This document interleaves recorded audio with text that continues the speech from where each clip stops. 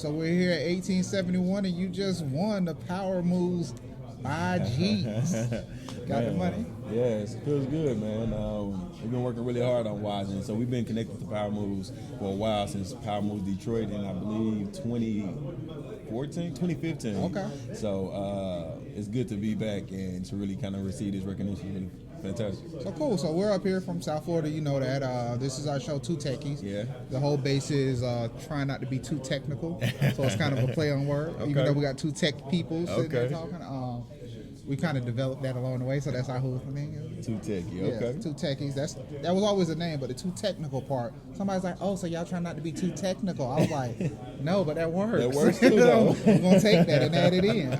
Had no idea it was going there. Nice. So, B, the question is, am I calling you BJ, BK? What am I calling you these days? So my name is Bjorn Simmons. I know your name, so can I call you BK though? Yeah, you call me BK. Okay, of course. you know you my boy. I don't Yeah, wanna, no, you my boy. Everybody call me BK. All right, so the question is, BK, when did you fall in love with tech? Are we like loving basketball? Yeah.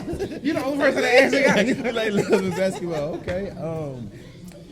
This is, that's a great question, because so my background is in politics, and I fell in love with tech at South by Southwest in Austin, Texas. I was working in politics. I was also doing a lot of freelance marketing. I met Natasha, and we were working, and we did a freelance experiential marketing campaign in Austin for our previous startup. And it was my first time going to South by Southwest. And when I got there, I was like, what is this world of innovation startups? And I had to make my jump. Like, I literally just had to. I would spend the next 4 months trying to figure out how to get in this world. And Natasha called me, said she had an idea for a new company. She was going to an accelerator in Syracuse, New York. I quit my job the next day, hopped in the car with my boy Stedman, and 2 years later, here we are. Wow. That's the story. Now that's the story. That's the story, man. I only have to ask you about your journey. That's the story. That's the true story. All right, so now you got to tell people, what exactly do you do in tech now? I know Wyzerr, but the world doesn't know Wyzerr, so tell us about Wyzerr. So Wyzerr, we are the cool way to survey. So what we've done is modernize survey mechanics to be fun, fast, and easy. We can turn a traditional survey, which typically takes between 10 and 15 minutes, to a 60-second, max it out at 3 minutes, but typically a 60-second questionnaire that can answer up to about 25 questions.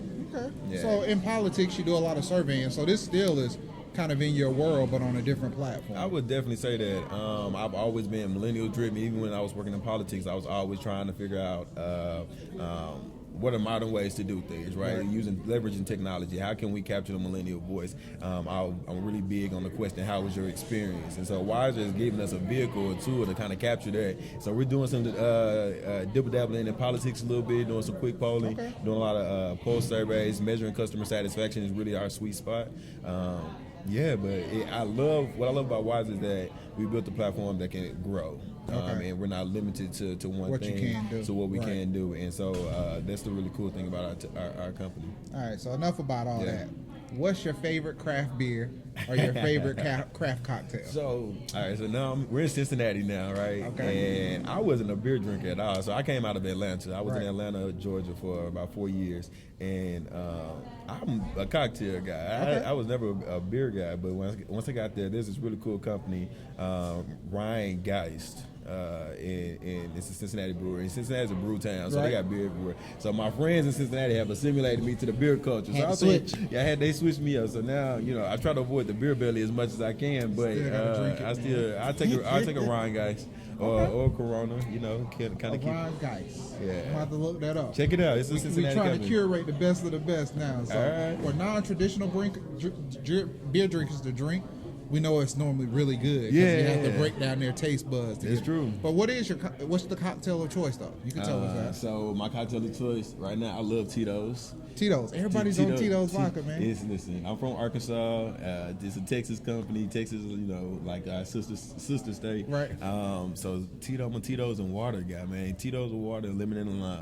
That's what I want. Tito's and water, lemon and lime. Yeah. Get right to it. Huh? Get right to it. Stay hydrated and Stay get nice. You got it. You got it. You got to figure it out. Right. It's like, but I also, I'm really interested in like supporting black businesses, and one of my guys just launched a brand out of Austin called Noble Wood Vodka. So it's distilled from grapefruit, and it's really good too. Grapefruit. Distilled from grapefruit, right? Tell them to send us a case. I remember because a lot of people don't know that was the whole thing about Ciroc. Yeah. It was distilled from grapes. Exactly. So, exactly. Grapefruit vodka. Yeah, grapefruit vodka, man. It's really So good too. that's deep. That should probably taste real good. Oh yeah, it's real good. Does it Smooth, still man. have the citra element to Got it? the citrus element to it, but it doesn't have like that bitter aftertaste of a grapefruit. So I like it a lot, man. It's good. I'm gonna look for that case. Yeah. All right. So if your business life was based on a movie or a TV show, what would be the movie or the TV show? That's a good question. So I would say the Avengers. Right? Okay. Because Which one? Are we talking about the movie? I say the movie. So I Which say, one though? Recent one or the first one? It can be give me a little bit of both of them because it can be a Civil War at times, and then sometimes It you could be- also, at certain points you just It got can to change simulate, and then other times All it's a Civil War going on. But I kind of like I like to consider myself like an Avenger, like I like being an asset to whatever team that I'm on. So yeah, definitely the Avengers. It's always I guess I'm a visionary, so I'm always trying to tackle a big problem. So yeah. All right. So who's the Tony Starks in your crew though? Yeah, Tony Starks and the other crew. Probably Natasha right Natasha? now. Natasha, she's the Tony Starks person. Like I can see it, and that's a good one. Okay. Me, I'm more so of. They actually gave me an Iron Man like coffee mug. Like Okay. say I'm the Iron Man of the group, but I don't think I am. I think I'm more of like a Captain. It's even America better type when you're. person. Nah, you would be more of an Iron Man. Hey, you think I'm Iron Man? I take that. I Captain America, you're not that conservative, but I can see from the political side, caring about America, blah blah blah. Yeah. Maybe you are Captain America.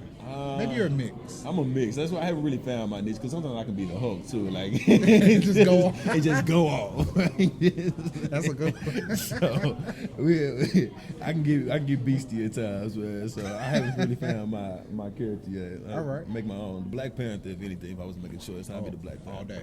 All day. That's just because. That's just because. Yeah. Man. Yeah, all right, I got You got a little bit out. It got a little bit of everything. Yeah. So So yeah, what Black are some of the? I mean, you just got a $5,000 check from Power Move, Panther. Always good to get money, man. but what are some of the challenges you're facing right now with Wyzerr?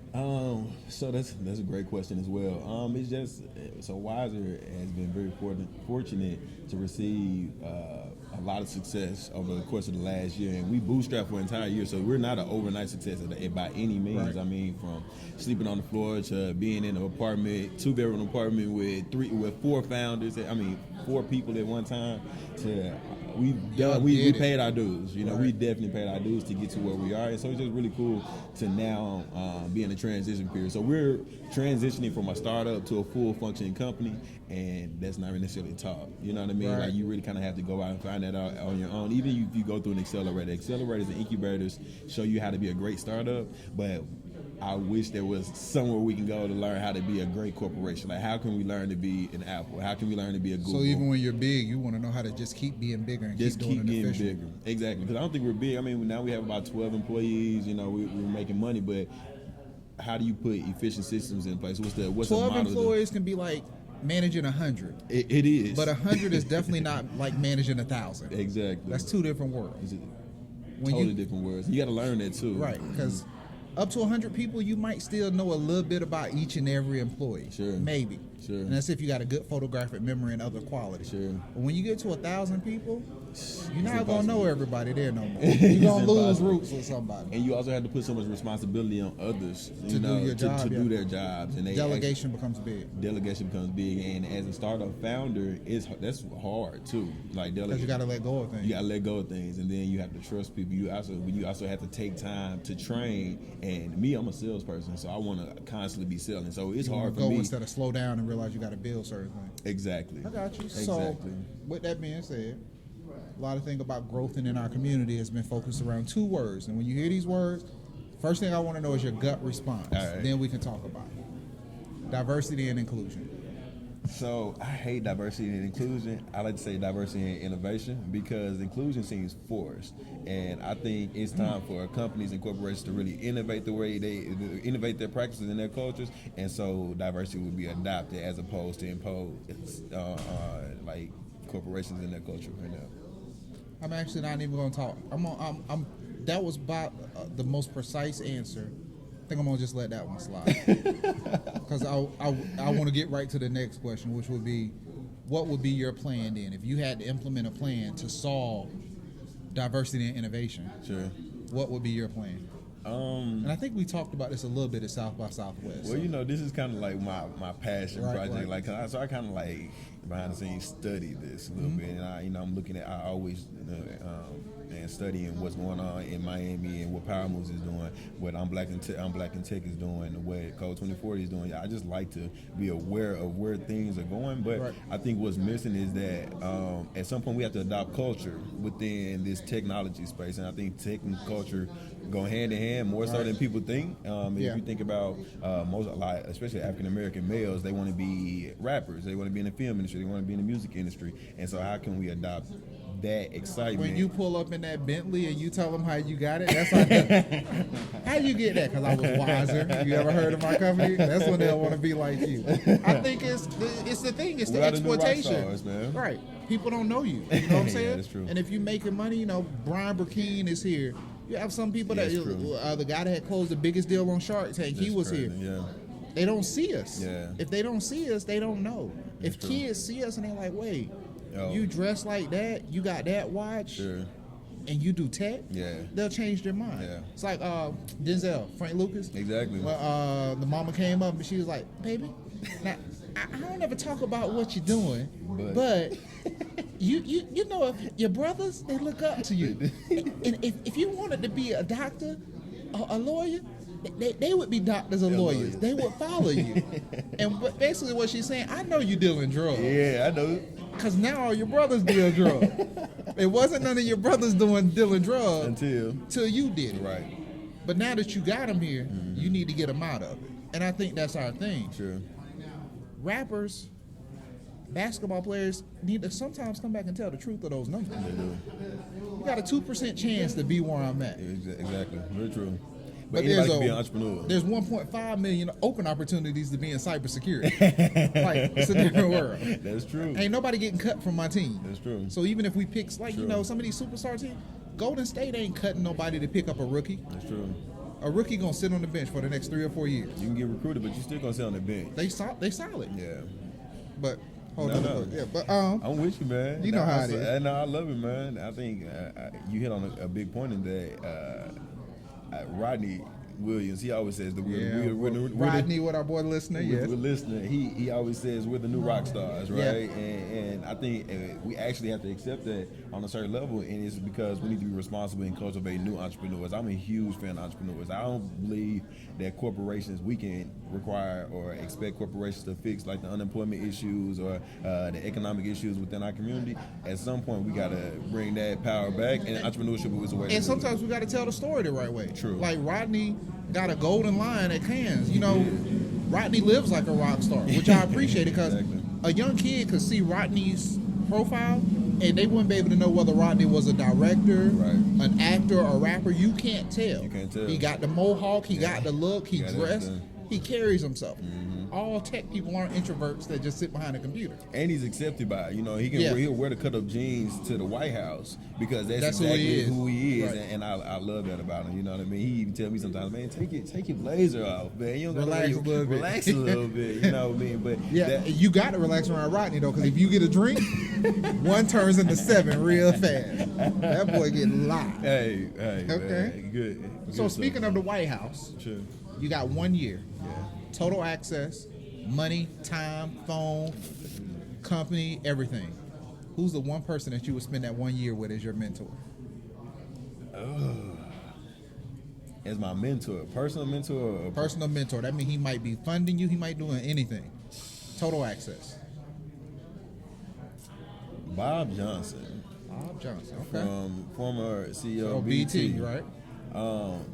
I think so. I've been studying Bob Johnson since I was a kid, and I remember like all of my research papers. You was a kid like 3 days ago. I mean, elementary school, junior high. I got you. You know what I mean? But I used to do all my research papers on him because I was just fascinated that he created BET, and I just thought like you created a network that make all black people look good. Like Wow. no matter you created this network on a global scale to where you gave black people, whether they were a singer, dancer, a newscaster. So you started your research when Donnie Simpson was still doing his show. Donnie used to be my boy. Yeah. Like I used to That's a whole different time. You were studying before 106 and Park. But before 106 Okay, and Park, okay. I was studying. I'll give you that. I was studying, but now he's a VC and he's a silent VC. He's investing in so much. What I mean, after he made his big exit, he sold BT to Viacom, which is one of a global provider.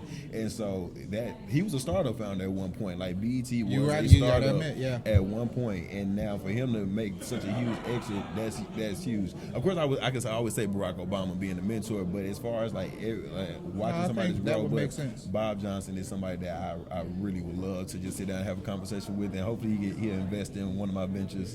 We can work together. So you're talking about music, BET. Sure. So your life has a soundtrack, right? All right. You get to pick either one album or one song to describe your life so far. What's the album or what's the song? All right, so my song would be So Ambitious. You only get to do one. All right, cool. Well, definitely. Either a song or album. So Ambitious. This has been the same song. So Ambitious? So Ambitious Who by sings? Jay-Z Okay. and Pharrell.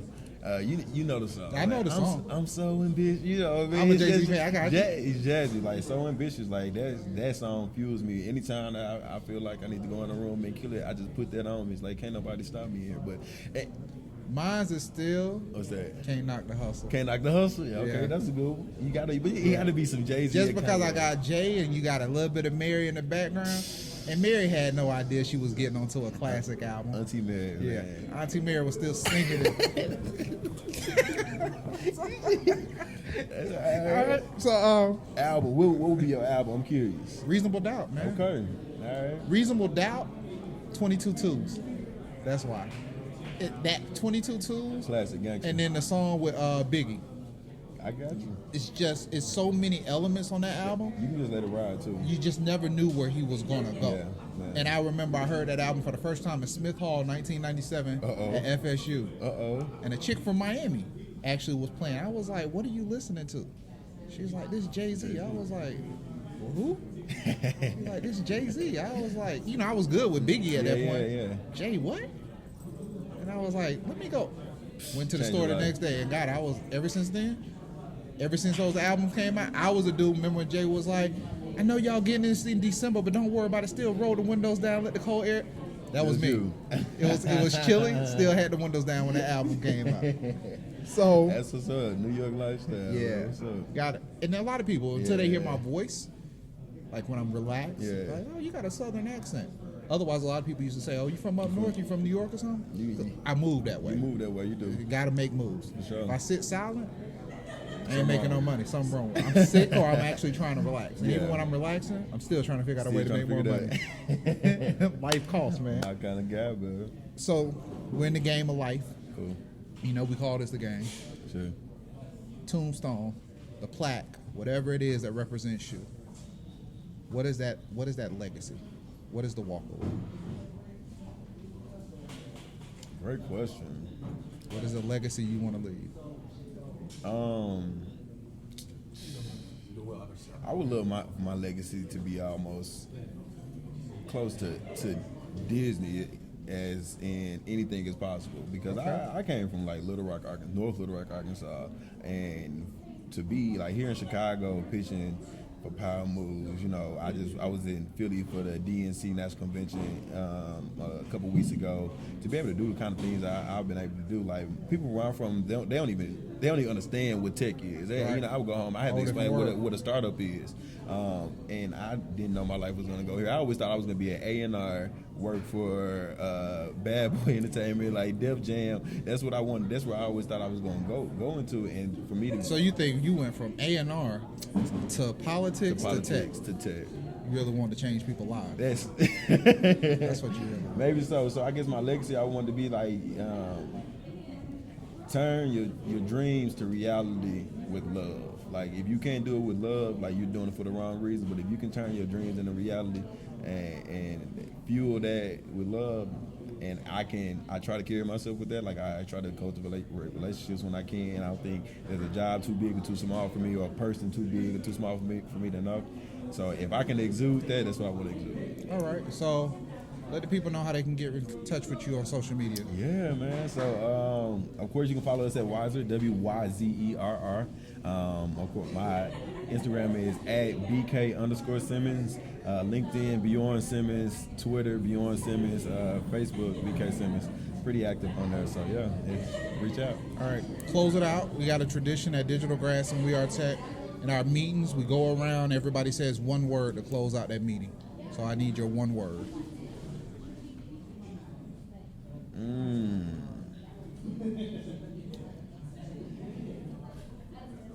Intentional. Okay, that's it. BK, That's it. I look for you to do some phenomenal things and I hope so, stay man. inspired, man. I appreciate you. Thanks, man. All right. Yeah, appreciate it.